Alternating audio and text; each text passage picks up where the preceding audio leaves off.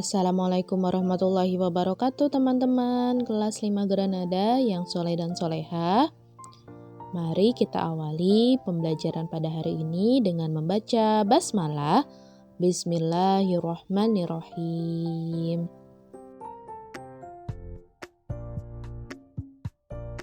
Hari ini kita akan belajar tematik, tema 8, subtema 2, muatan bahasa Indonesia. Mengidentifikasi urutan peristiwa dalam teks nonfiksi. Berikut cara-cara untuk mengidentifikasi urutan peristiwa dalam teks nonfiksi. Yang pertama, baca teks dengan seksama dari awal hingga akhir teks. Yang kedua, temukan kalimat utama atau gagasan pokok pada setiap paragraf.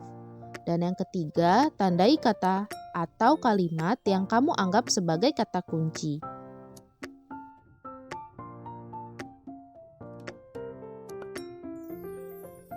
Agar tidak lupa, kamu dapat mencatatnya dalam bentuk peta konsep atau diagram alir.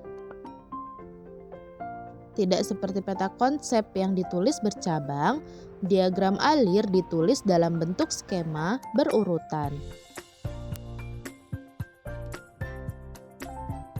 Perhatikan teks berikut. Berikut adalah teks yang berjudul Tahapan Siklus Air. Siklus air diawali oleh terjadinya penguapan air yang ada di permukaan bumi.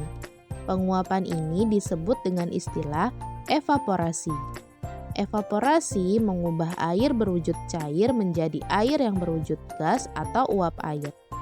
Setelah itu, uap air menuju atmosfer bumi.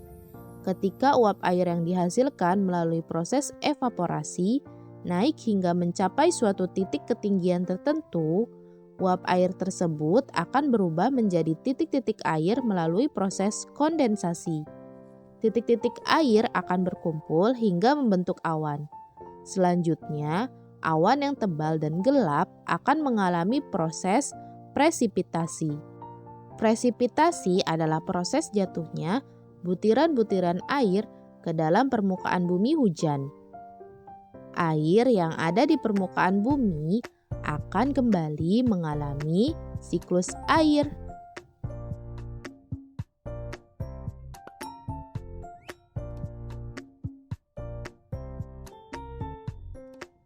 Berikut adalah contoh menuliskan peristiwa penting pada teks tersebut dalam bentuk diagram alir. Tahapan siklus air, kemudian evaporasi penguapan air dari permukaan bumi. Lalu kondensasi perubahan uap air menjadi titik-titik air. Dan presipitasi yaitu jatuhnya butiran air ke permukaan bumi. Nah teman-teman, ini adalah contoh bentuk diagram alir.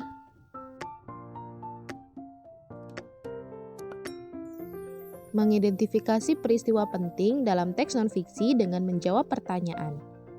Kita sudah mempelajari bahwa mencatat informasi dari sebuah teks banyak manfaatnya. Dengan mencatat, kita dapat dengan mudah mengingat peristiwa penting dari suatu teks. Selain mencatat, peristiwa penting juga dapat diketahui dengan menjawab pertanyaan-pertanyaan yang berkaitan dengan teks.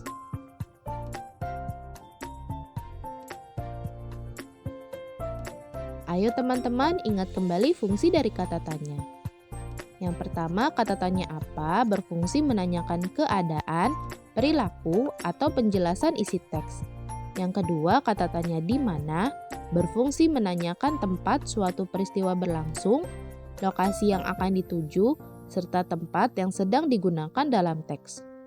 Yang ketiga, kata tanya kapan berfungsi menanyakan waktu terjadinya suatu keadaan atau peristiwa, seperti jam, hari, tanggal, bulan, tahun, ataupun lamanya sebuah kejadian.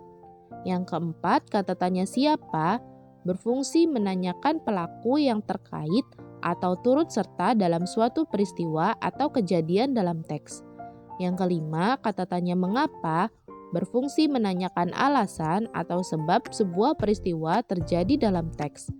Yang keenam, kata tanya bagaimana berfungsi menanyakan cara atau proses sebuah peristiwa berlangsung, serta untuk menanyakan keadaan atau kejelasan satu hal dalam teks. Dan yang ketujuh, kata tanya berapa berfungsi menanyakan banyak, jumlah, atau satuan dan berupa angka. Mendiskusikan peristiwa penting dalam teks non-fiksi. Peristiwa penting dapat ditemukan dengan membaca teks secara seksama. Setelah itu, kita dapat mencatatnya sehingga kita akan selalu mengingatnya. Cara mencatat peristiwa penting dari sebuah teks dapat dilakukan dengan cara membuat peta pikiran, tabel, menjawab pertanyaan, atau diagram alir.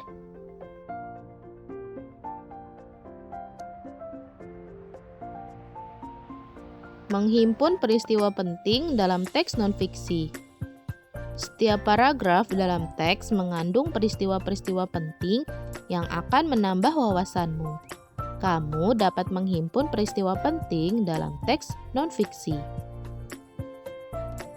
Menghimpun artinya mengidentifikasi dan mengumpulkan informasi peristiwa yang ada di dalam teks non-fiksi.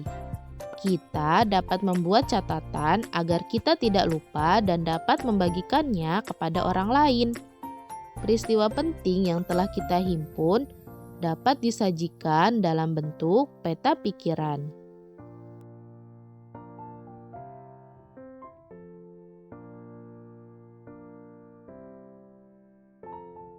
Menjelaskan peristiwa penting dalam teks non-fiksi.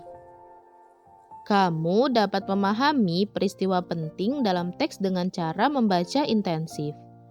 Jika kamu sudah mengetahui peristiwa penting dalam teks yang dibaca, sebaiknya peristiwa-peristiwa tersebut ditulis dalam bentuk catatan.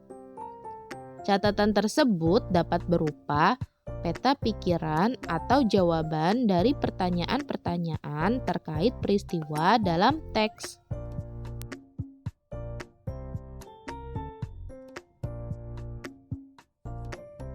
Menuliskan peristiwa penting dalam teks non-fiksi.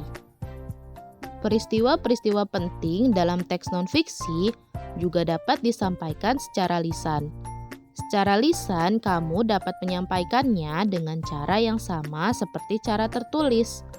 Perbedaannya, kamu harus dapat menyampaikan peristiwa-peristiwa tersebut dengan bahasa yang jelas, sehingga pendengar dapat memahami informasi yang akan disampaikan.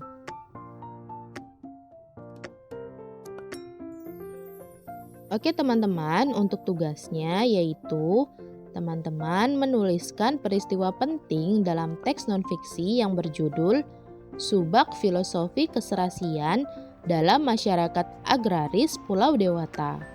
Nah, teks tersebut terdapat pada buku Bupena 5D, halaman 48.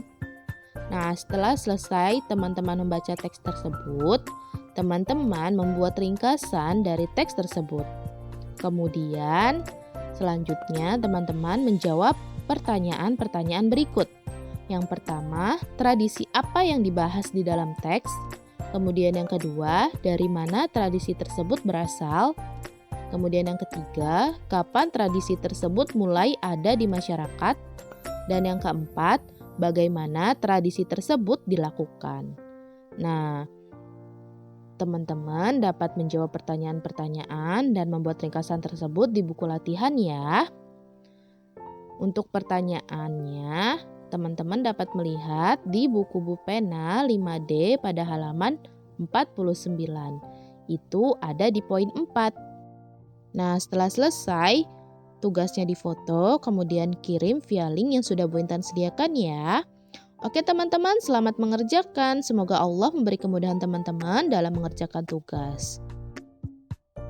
Mari kita akhiri pembelajaran tematik tema 8 subtema 2 muatan bahasa Indonesia pada hari ini dengan membaca hamdalah, alhamdulillahirabbil alamin, Tetap semangat ya teman-teman kelas 5 Granada yang soleh dan soleha dalam belajar.